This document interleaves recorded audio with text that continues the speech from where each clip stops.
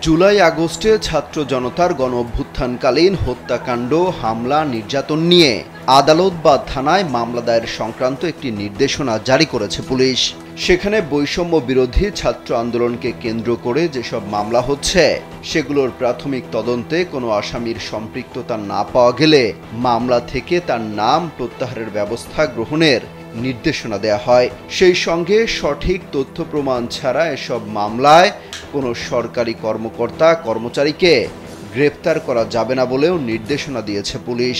আর এতেই ক্ষোভ বেড়েছে দীর্ঘদিন ক্ষমতার বাইরে থাকা বিএনপির মধ্যে।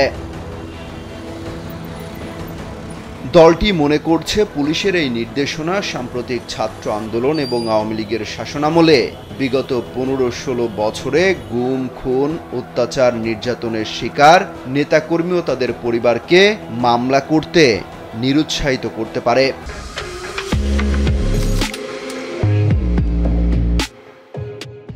এই নির্দেশনার পর পুলিশও মামলা নিতে অনীহা দেখাতে পারে। পুলিশ ও প্রশাসনের দায়ী কর্মকর্তাদের রক্ষা করার উদ্দেশ্যে এই নির্দেশনা দেওয়া হয়েছে কিনা সেই শঙ্কাও করছে বিএনপি।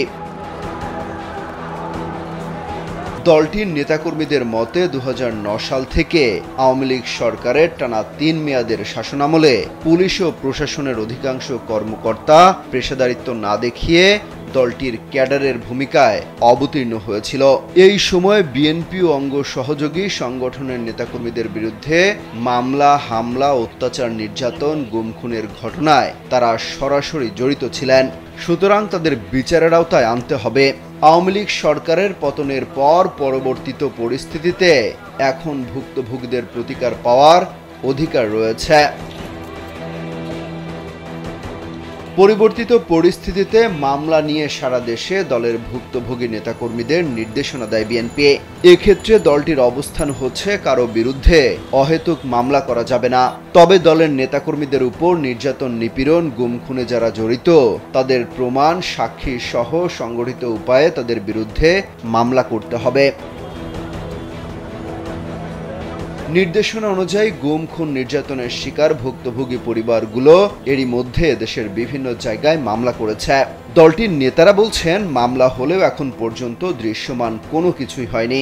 ফলে ভুক্তভোগীর পরিবারগুলো যে ন্যায় বিচার পাবে তারও নিশ্চয়তা পাওয়া যাচ্ছে না।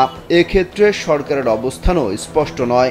ভুক্তভোগী পরিবারগুলো যাতে ন্যায় বিচার পায়, অন্তর্বর্তী সরকারকে সেই ব্যবস্থা করতে হবে। জানা গেছে, মামলা নিয়ে পুলিশের এই নির্দেশনার পর করণীয় নিয়ে বিএনপিতে আলোচনা চলছে। এ নিয়ে শীঘ্রই অন্তর্বর্তী সরকারের সঙ্গে কথা বলতে পারে দলটি। অমিত হাসান রবিন, কালবেলা।